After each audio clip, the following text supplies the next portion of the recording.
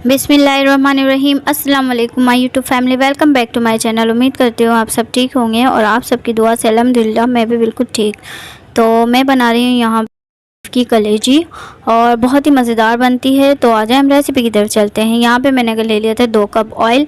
उसके बाद मैंने 2 प्याज मीडियम साइज़ की ली थी, उसको बारीक स्लाइस में कट कर लिए थे। और ऑयल गर्म होने के बाद मैंने प्याज ब्राउन किया और कड़ी पत्ता और प्याज एक साथ मैंने ऐड कर दिया। उसके बाद ये मैंने कलेजी को अच्छे से वॉश कर लिया था।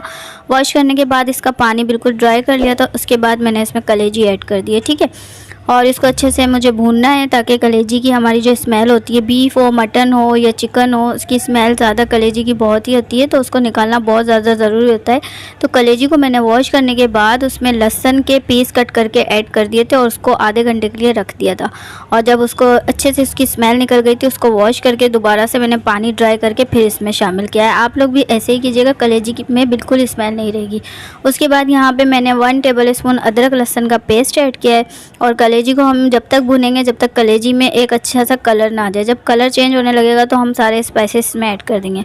और यहाँ पे कलेजी अच्छे से फ्राई हो चुकी है और इसमें मैंने 1 टमाटर कट करके ऐड कर दिया, ठीक है। बारीक करके टमाटर ऐड कर दिया है। उसके बाद 1 टीस्पून मैंने धनिया पाउडर ऐड किया, 1 टीस्पून पिसी हुई हल्दी ऐड किया, 1 टीस्पून पिसी हुई लाल मिर्च ऐड किया, 1 टीस्पून कश्मीरी लाल मिर्च ऐड किया, 1 टीस्पून पिसा हुआ ज़ीरा ऐड किया है, हाफ़ टीस्पून मैंने इसमें गरम मसाला ऐड किया है, हाफ़ टीस्पून से भी कम मैंने इसमें काली मिर्च ऐड की है। और यहाँ पे आप देख सकते हैं कि मैंने नमक अभी बिल्कुल भी इसमें ऐड नहीं किया है। और नमक ना ऐड करने की वजह यही है कि कलेजी में हम अगर नमक पहले से ऐड कर देंगे तो कलेजी हमारी हार्ड हो जाएगी। तो आप लोग भी ये बात का ध्यान रखिएगा, बहुत ज़्यादा कलेजी में नमक बिल्कुल भी ऐड नहीं करना है। जब कलेजी पूरी अच्छी तरह से कुक हो जाएगी तो हमें लास्ट में इसमें नमक ऐड करना है। और यहाँ पर मैंने 1 प्याली दही ले ली थी, उसको अच्छे से मैंने फेंट लिया था। उसके बाद दही मैंने इसमें ऐड कर दिए।